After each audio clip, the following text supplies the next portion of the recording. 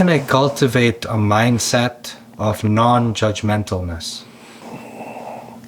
It is a process that you have to follow for this. First, to understand what is non-judgmental, right? Non-judgmental is that I am not an expert on everything. I am not superior to others. That everything I have to judge right or wrong. And when do I judge things, right?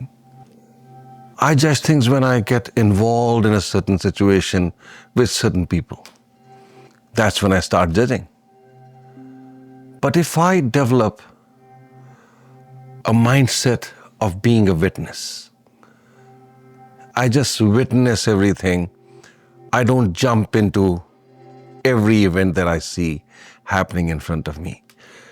It's like witnessing a movie, right? You just watch. You're not jumping into the movie and becoming a part of it. If you just start practicing this in your daily life, and make a determination, it's going to take some effort, right? But you have to start somewhere. You make a determination that I will learn how to witness things. And another thing that comes very useful, again, as I say in my different videos, is that I introduced in my very first video, if you go back and watch it, that if you want to bring these changes in your life and your mindset and your behavior, it is going to take an effort. You have to pay the price. Yes, by being aware that how I am looking and witnessing the things is one thing. Other thing is doing that practice, bringing this practice that I teach of different tools, of different pranakriyas and meditations help you achieve that easily. So if you try to do it without the support of your daily practice, which we call sadhana, means straightening, mastering yourself, it'll take longer.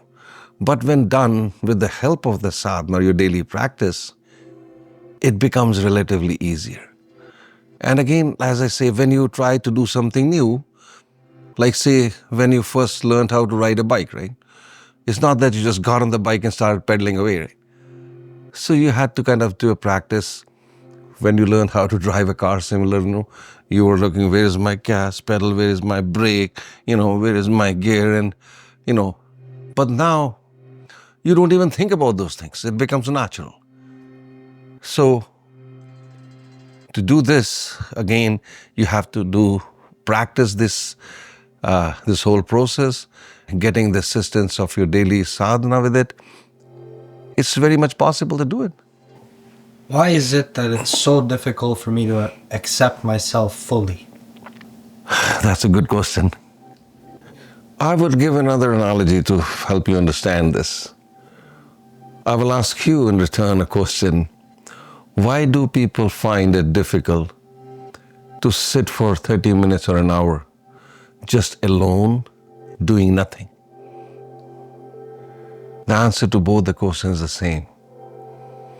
That, say for example, I put you in an empty room with a stranger you have never met before, and you're both not talking.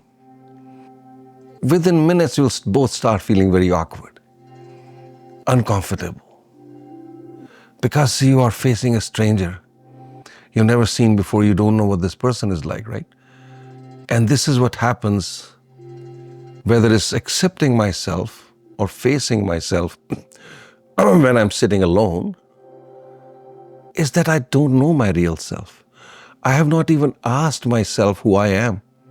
Have I asked myself, am I this physical body? Am I the mind? Or I'm something beyond that? And once I start asking these questions, then I start to if I try to connect to my inner self, I refuse to accept myself because I don't know this person, the real self within me. Here is this, my mind perceiving me as who I perceive myself on a daily basis. But here is the real me within me. And it's not easy to accept it. And because I don't know this person, the real me.